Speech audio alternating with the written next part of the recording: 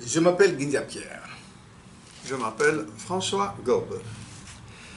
La capsule 6 que nous présentons ici est consacrée au Big Four des firmes d'audit internationales.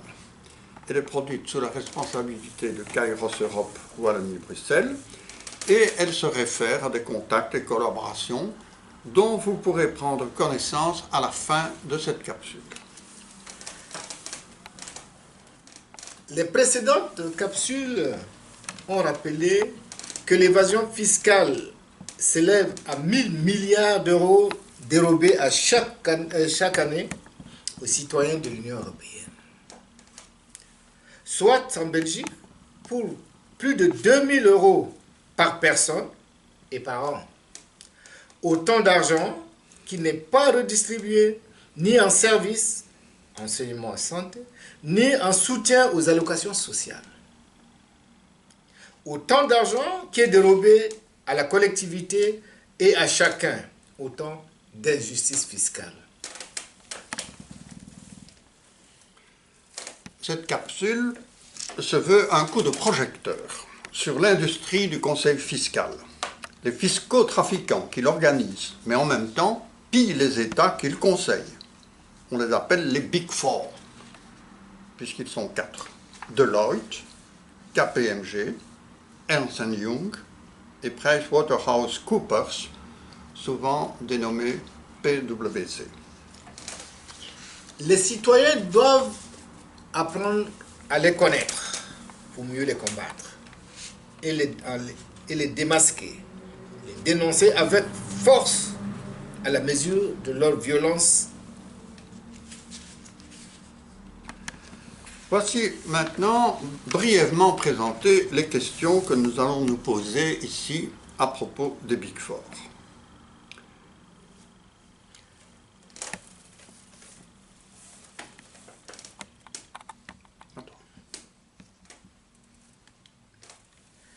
À quoi peut-on comparer les Big Four? Nous les comparons à un arbre venu de l'Inde qu'on appelle l'arbre Bayer. Quelle est la puissance de ces Big Four? Près d'un millier de personnes travaillent pour eux. Ils défendent une majorité écrasante des multinationales et de nombreuses grosses fortunes. Ils sont implantés massivement dans un grand nombre de paradis fiscaux.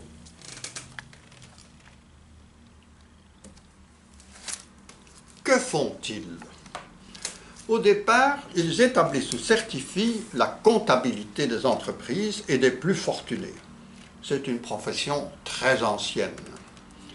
Mais progressivement, de plus en plus, avec la mondialisation financière et des crises comme celle de 2008, ils ont évolué vers la consultance, notamment en matière fiscale.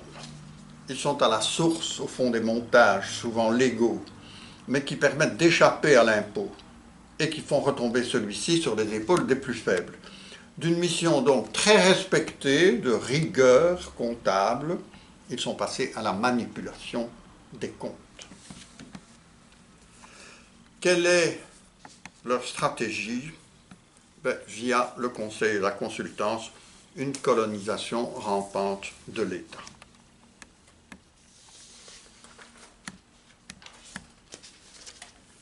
À quoi pouvons-nous les comparer? Nous les comparons à l'arbre Bayer. L'arbre qui marche à la pieuvre, à un étrangleur, à une mafia. L'image de l'arbre Bayer provient d'une étude universitaire publiée en 2004 intitulée McKinsey et l'ascension de l'industrie du conseil. On y citait Rajat Gupta, directeur général de McKinsey né à New Delhi. Il comparait lui-même souvent McKinsey à l'arbre Bayer. Certains l'appellent l'arbre qui marche. D'autres disent que ses racines vont vers le ciel et ses branches vers le sol. Certains, enfin, le prennent pour une forêt, alors que ce n'est finalement qu'un seul arbre. Il porte à la fois des petits troncs et des grands, mais toujours est-il qu'il n'en a jamais un seul. C'est un arbre pieuvre tentaculaire, avec un tronc principal et d'autres périphériques. Une fois que les racines aériennes touchent terre, elles se développent en pleine terre et la plante devient arbre. Alors, comment mieux symboliser les Big Four? En marche, en pieuvre, tentaculaire, principal et périphérique, étrangleur, étouffeur, sagesse et connaissance. Pour l'image officielle, tout y est.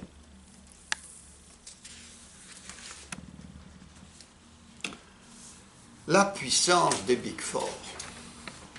Les Big Four sont implantés dans 180 pays.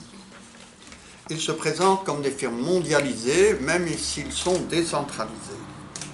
À eux quatre, ils forment une des plus grandes entreprises de la planète. Le chiffre d'affaires, 134 milliards de dollars, au 29e rang mondial.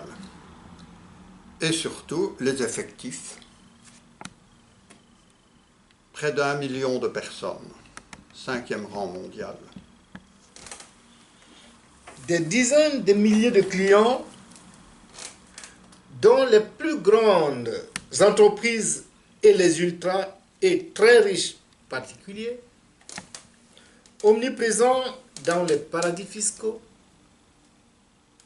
des moyens humains considérables mis en place dans les paradis fiscaux, 225 000 personnes, alors que l'activité économique de ces pays concernés ne justifiait que 100 000 personnes.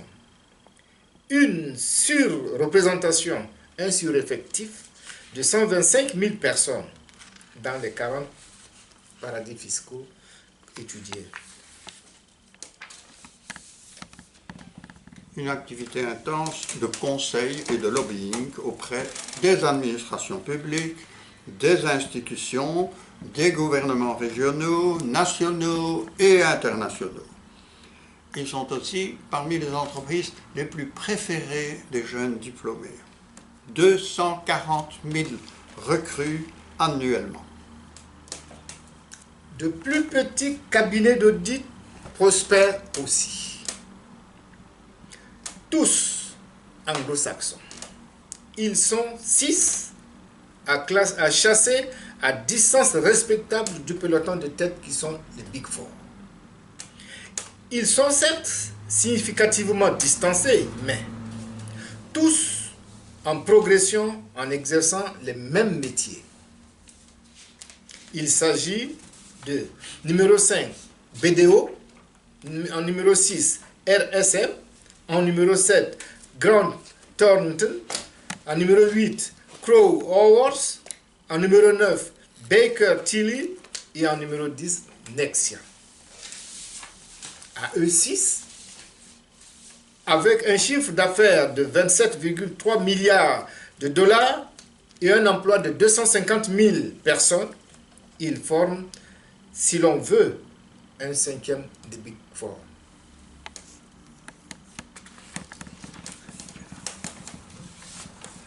Maintenant, nous allons terminer en vous proposant à lire ou à consulter pour approfondir ces questions une série de documents qui sont relatés ici.